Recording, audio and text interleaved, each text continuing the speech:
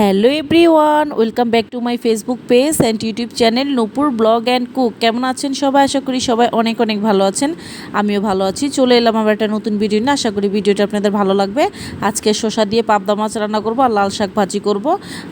এই তো লাল শাক ভাজির মধ্যে আমি পেঁয়াজ আর কাঁচামরিচ দিয়েছি। এখন এর মধ্যে লবণ দিব, দিয়ে একটু ভালোভাবে সিদ্ধ করে নিব। তারপর আমি রসুন দিয়ে ফোড়ন দিব। আর এর মধ্যে এই যে আমি পাবদা মাছটা ভেজে নিয়েছি ভালো করে। এখন এই তেলের মধ্যে আমি জিরা ফোড়ন দিব। তারপরে জিরা ফোড়নের পরে আমি যে শসাটা কেটে রেখেছিলাম ওটাও দিব। আর এখন এর মধ্যে দিয়ে দিচ্ছি মশলা, হলুদ, মরিচ, ধনিয়া, জিরা, লবণ সব দিয়ে এখন ভালোভাবে কষাবো। তারপর এর মধ্যে আমি শসাটা দিয়ে দিব।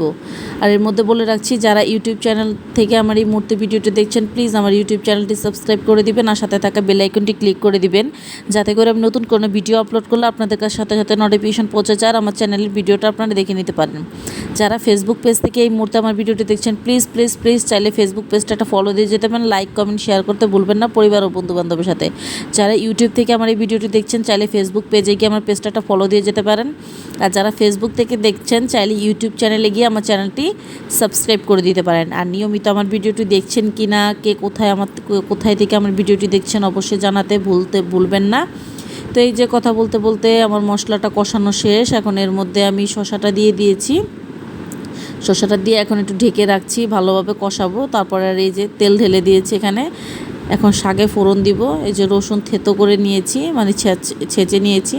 এখন রসুনটা ভালোভাবে ভাজবো। আর এর মধ্যে দিয়ে দিব শুকনা মরিচ। শুকনা মরিচটা আমি চিড়ে চিড়ে দিয়েছি, মানে একটু একটু করে ছিঁড়ে দিয়েছি হাত দিয়ে।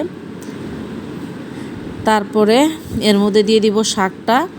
এই যে শাকটা দিয়ে তারপরে শাকটা দিয়ে ভালোভাবে ভেজে নিব। ভেজে এখন একটু নাড়াচাড়া করে নিচ্ছি। নাড়াচাড়া করে ভাজা কমপ্লিট করে তারপর ফাইনাল লুকটা আমি আপনাদের মাঝে শেয়ার করব। এই যে দেখতেই পাচ্ছেন আমার এটা শাকটা ভাজাটা অলরেডি এখন কমপ্লিট হয়ে গেছে। এখন চুলাটা আমি অফ করে দিচ্ছি। চুলাটা অফ করে দিয়ে এই যে চুলাটা অফ করে দিয়েছি। আর এই যে মাছের ফাইনাল লুকটা কীরকম হয়েছে দেখতেই পাচ্ছেন, মাছটা কেমন হয়েছে। এখন মাছটা এর মধ্যে আমি ঢেলে দিব। মাছটা ঢেলে দিয়েছি।